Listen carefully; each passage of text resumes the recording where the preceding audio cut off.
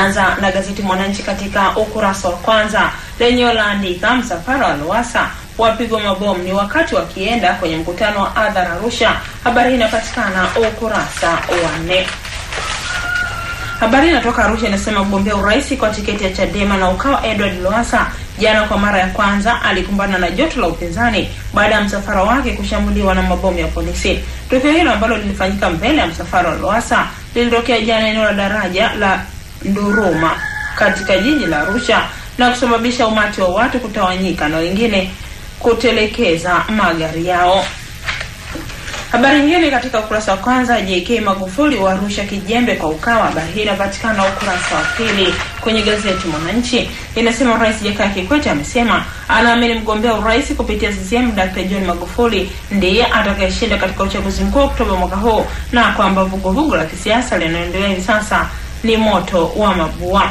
Rais Kikwete ambaye pia ni mwenyekiti wa CCM alikuwa akihutubia watendaji wa Wizara ya Ujenzi na taasisi zilizo chini ya wizara hiyo katika hafla ya kumwaga iliyofanyika kwenye viwanja vya Mnazi Mmoja jijini Dar es Salaam. Askofu Shoa wa mkuu mpya KKKT ni habari katika ukurasa wa 3 kwenye gazeti Mwananchi. Inasema Askofu Dr. Frederick Shoa amechaguliwa kuwa mkuu wa kanisa la Kiinjili la Kilutheri KKKT akichukua nafasi ya Dr. Alex Malasusa aliyemaliza kipindi chake cha miaka 8. Hatimaye Dr. Chegeni ambwaga Dr. Kamani Musega ni hatimaye kitendawili kilichokuwa kikisumbuliwa kwa hamu na wananchi wa jimbo la Busega mkoani Simiyu kimeteguliwa baada ya kamati ya siasa ya wilaya hiyo kumtangaza Dr. Rafael Chegeni kuwa mshindi katika kura za maoni ndani ya chama. Kafu yatangaza kuigomea polisi ni habari katika kurasa za ndani kwenye gazeti Mwananchi. Inasema chama cha wananchi Kafu kimesema uamuzi wa jeshi la polisi kuzuia misafara ya wagombea urais wakati wa kuchukua na kurejesha fomu batili kinyume na katiba nchi na sheria ya vyama vya siasa na unalenga kuionea huruma CCM baada ya kufunikwa na vyama vinavyounda Ukawa. Changamkeni soko la watu milioni 150 Jumuiya ya Afrika Mashariki ni habari katika ukurasa wa 5. Nasema wafanyabiashara nchini wametakiwa kuacha uoga na kuchangamkia soko lenye watu milioni 150 wa nchi za Jumuiya ya Afrika Mashariki ili kutanua biashara zao. Habari nyingine ni mpinzani wa Nape atimkia Chadema wa Mumasha Sioi. Ni wabunge mbalimbali walioanguka kwenye kura za maoni CCM wameendelea kujiunga na Chadema, na safari hii waziri wa zamani wa mambo ya ndani Lawrence Masha na mpinzani wa katibu wa itikadi na uenezi wa CCM na Pinauye Suleiman Matthew Luongo jana wamekihama rasmi chama tawala. Makada wengine wa CCM ni mwenyekiti wa UVCCM mkoa wa Arusha Robinson Meitinyiku na katibu wa CCM wilaya Babati Daniel Porokwa nao wamekihama na kujiunga na Chadema. Na nikitimisha gazeti Mwananchi na kamata gazeti Majira katika ukurasa wa kwanza laandika Lowassa aweka historia Arusha, mapokezi yake ni zaidi ya Mbeya, polisi wapiga mabomu ya machozi Lawrence Masha wenzake watu wa Chadema. Habari hii inapatikana ukurasa wa 4. Ni mtikisiko ndio unavyoweza kusema kutokana na mapokezi makubwa ya aina yake aliyopewa mgombea urais kwa tiketi ya chama cha Demokrasia na Maendeleo Chadema na vyama vinavyounda Umoja wa Katiba Wananchi Ukawa Bwana Edward Lowassa alipowasili jijini Arusha. Kafu wapinga agizo la polisi ni habari nyingine katika ukurasa wa kwanza, na katika ukurasa wa 3 kwenye gazeti hili imeandika CCM itashinda kihalali si bao la mkono, asema Kidawa. Ni kada wa chama cha Mapinduzi CCM Zanzibar Bi Kidawa Hamidi Saleh amesema chama hicho kitapata ushindi wa tsunami kihalali katika uchaguzi mkuu ujao, si kwa bao la mkono kama inavyodaiwa na baadhi ya watu kutoka vyama vya upinzani nchini. Hatutambui mgomo wa madereva wasema wamiliki ni habari nyingine katika kurasa za ndani kwenye gazeti Majira. Inasema muungano wa wamiliki wa vyombo vya usafirishaji nchini umesema hautambui mgomo unaotaka kufanywa na madereva, kwani baadhi ya waajiri tayari wameanza kuwapa mikataba ya ajira kurekebisha mishahara yao na mwisho wa kutekeleza makubaliano yayo ni Oktoba mosi mwaka huu.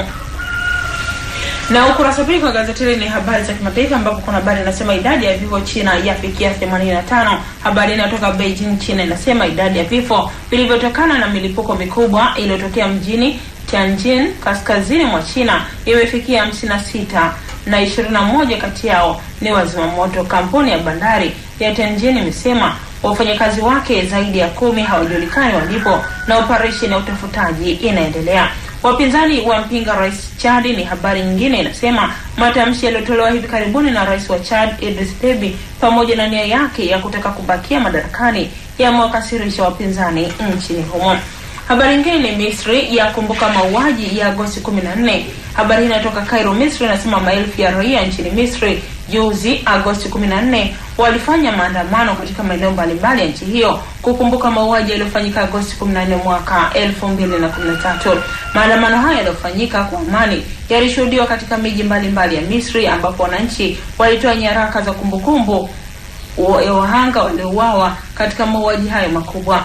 Agosti 14 mwaka 2013, askari usalama wa Misri walishambulia maandamano ya wananchi waliokuwa wakipinga mapinduzi ya kijeshi yaliyomuondoa madarakani Rais Mohamed Morsi. IS yaua 150 Libya ni habari nyingine inasema zaidi ya watu 150 wameuawa katika miji ya Sirte kaskazini mwa Libya tangu Jumanne iliyopita katika mapigano yanaendelea mjini humo. Habari nyingine ni mtoto wa Osama atangaza vita Marekani. Habari inatoka Baghdad, Iraq, inasema kundi la kigaidi la Al-Qaeda limetoa ujumbe wa sauti ambao ujumbe huo unadaiwa kuwa umetoka kwa Hamza bin Laden, mtoto wa Osama bin Laden. Ujumbe huo unaaminika kuwa wa kwanza kwa kundi la Al-Qaeda kumshirikisha Hamza bin Laden kama mwanachama wa kundi hilo. Na kamata gazeti ya Habari Leo katika ukurasa wa kwanza, marais wastaafu watoa hesabu zao, washauri wa Nyerere wazungumzia kufa kwa viwanda mashirika. Mwenye asema mashirika yalikausha hazina, alijikuta akikosa usingizi. Mkapa asema sikuwa na namna bali kusimamia ubinafsishaji wake. Habari hii inapatikana ukurasa wa pili. Nasema wakati Rais Jakaya Kikwete akiaga kuashiria kumaliza uongozi wake wa miaka 10 huku kampeni za kumpata mrithi wake zikikaribia, wazee wastaafu waliofanya kazi na baba wa taifa Mwalimu Julius Nyerere wamezungumzia historia ya uongozi wa nchi yetu, huku marais wastaafu waliomfuatia wakieleza changamoto walizokabiliana nazo katika miaka 10 ya kila mmoja. Habari utaipata kwa mtindo wa makala, inapatikana ukurasa wa pili na ukurasa wa 3 kwenye gazeti Habari Leo.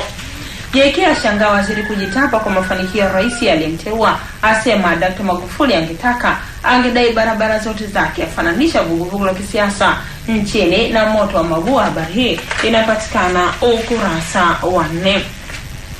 Ni Rais Jakaya Kikwete amesema ukiona waziri anajisifia kafanya mambo kadhaa kwa uwezo wake, huyo ana matatizo ya ufahamu na ni mpenda sifa, kwa sababu mambo anayofanya anatekeleza majukumu aliyopewa na rais kwa mujibu wa mwongozo aliopewa. Neki asema wapambe 7 tu ndio watarejesha fomu za urais. Ni Tume ya Taifa ya Uchaguzi Neki imevitaka vyama vya siasa kuwasilisha majina ya watu 7 watakaoambatana na wagombea urais na wagombea wenza wakati wa kurudisha fomu siku ya Ijumaa Agosti 21 mwaka huu. Nemki yafunga kiwanda cha kusindika nyama ya punda ni habari katika ukurasa 5. Inatoka Dodoma, inasema Baraza la Taifa la Usimamizi wa Mazingira Nemki limefungia na kukitoza faini ya shilingi milioni 200 kiwanda cha kusindika nyama ya punda cha Huacheng kilichopo katika kata ya Kizota mjini Dodoma. Kiwanda hicho kinachomilikiwa na raia wa China kimefungiwa kutokana na kile kinachoeleza kuwa ni ufanyaji wa biashara kinyume na utamaduni wa Watanzania pamoja na mazingira yasiyoridhisha kiwandani hapo. Watumishi wa umma kusaini ahadi ya uadilifu ni habari nyingine katika kurasa za ndani. Inasema viongozi na watumishi wote wa umma nchini wanatakiwa kusaini hati mpya ya ahadi ya uadilifu ya uzalendo, ikiwa ni dhamira ya kuwa na mwenendo wa kimaadili kwa maana ya kuunga mkono kampeni ya kitaifa ya maadili na mapambano dhidi ya rushwa. Na kamata gazeti Mzalendo katika ukurasa wa kwanza, JK asema Dr. Magufuli atashinda, wanaolazimisha hawawezi, asema sio mtu wa kujitapa wala kujikweza, uchapakazi wake usiofichika ndio unaomuuza. Ni Rais Jakaya Kikwete amesema na imani na mgombea urais wa Chama cha Mapinduzi CCM Dr. John Magufuli atashinda katika uchaguzi mkuu wa Oktoba mwaka huu, ingawa kuna watu wanaolazimisha urais lakini hawawezi. Vita Kawawa anguka ubunge ni habari nyingine katika ukurasa wa kwanza. Habari kwa undani inapatikana ukurasa wa 3.